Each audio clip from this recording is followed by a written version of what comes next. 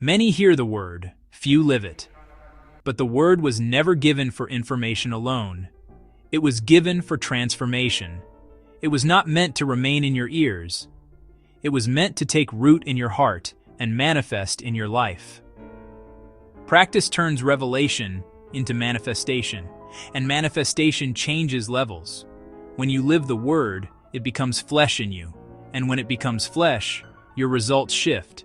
So today, ask yourself, am I just a hearer, or am I a practitioner?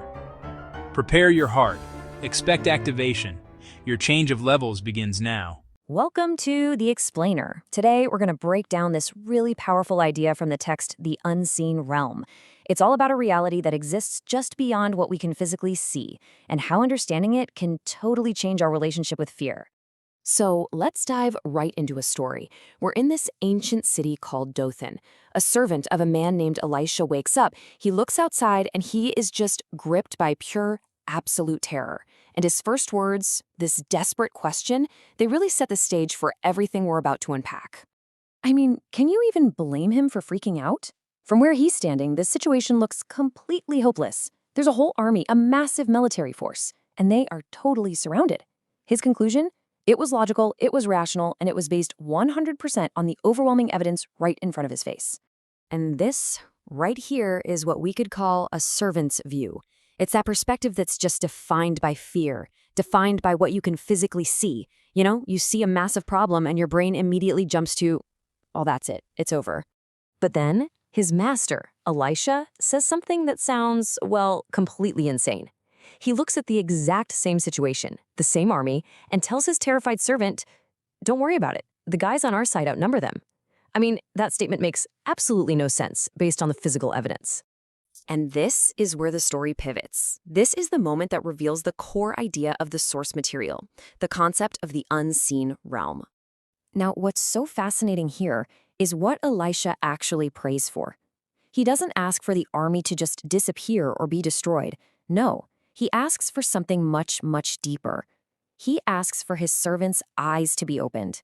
He's praying for a change in perception, not a change in his circumstances. And boom, this just lays it out perfectly. You've got these two competing realities. On the left is what the servant saw at first, a physical army, certain death, game over. But on the right, after his eyes are opened, he sees the unseen reality, a heavenly army, this incredible force of overwhelming protection that, get this, was there the whole time. So what is this unseen realm? The source defines it as a spiritual reality that exists right alongside our physical one. It's not some other place. It's like another layer, another dimension on top of our own. And the second the servant saw this fuller truth, what happened to all that terror he was feeling? It just vanished. Okay, so that's a cool ancient story, but what does it have to do with us today? Well, let's connect the dots and talk about the modern armies that can surround us. We might not be seeing literal horses and chariots, but the text argues that we are constantly surrounded by our own versions of that intimidating army. You know what I'm talking about. It's the bad medical report, the scary number in your bank account, the grim economic forecast, or just the weight of past mistakes. They feel so real, so final. And just like Elisha's servant, we look at that hard evidence, the doctor's diagnosis, the empty bank account, and we jump to a conclusion based only on that partial physical information. We decide the story's already been written, and we say to ourselves, I'm finished. And this is where the source turns the question right back on us. It suggests that maybe our fear isn't just a natural product of the bad situation. Maybe it's a product of which side of reality we're choosing to focus on, the visible problem or the unseen solution. So, what does it actually look like to live from this other perspective? Let's check out some really powerful examples from the text of people who learned to see beyond just the visible world. Okay, first example, the woman at the well. Her visible reality, it was a life defined by shame, by a string of broken relationships. That's what everyone saw when they looked at her. But Jesus looked right past all of that, and he saw her unseen potential. He saw the evangelist she was meant to be, and because he spoke to that reality, her entire life was transformed. All right, here's another huge one. This slide shows the visible, physical identity of a man named Saul. To pretty much everyone, he was a terrorist, a persecutor, a violent enemy of their cause. That was his reality, plain and simple for everyone to see. But that's not what Jesus saw. He saw something completely different.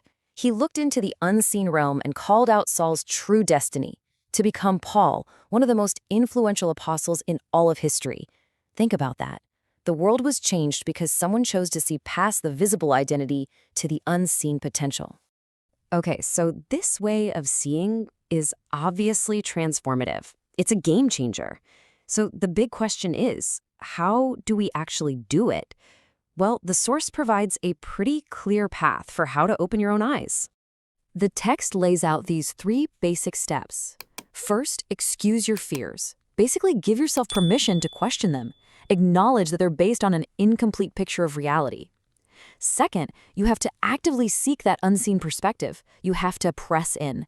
And third, just like Elisha did for a servant, you simply ask for your own eyes to be opened. And what's the goal of all this? Well, the ultimate takeaway here is that this isn't just some neat mental trick. According to the source, learning to see the unseen realm is the key to living a life that is undefeated, unlimited, and unstoppable. A life that isn't controlled by fear or circumstances. And so we're left with this final question that the source wants us to really think about. If you could look past the army that feels like it's surrounding you right now, past the scary report, past the bank balance, past the mistake, what greater reality, what unseen protection and incredible potential is just waiting there for you to finally see it?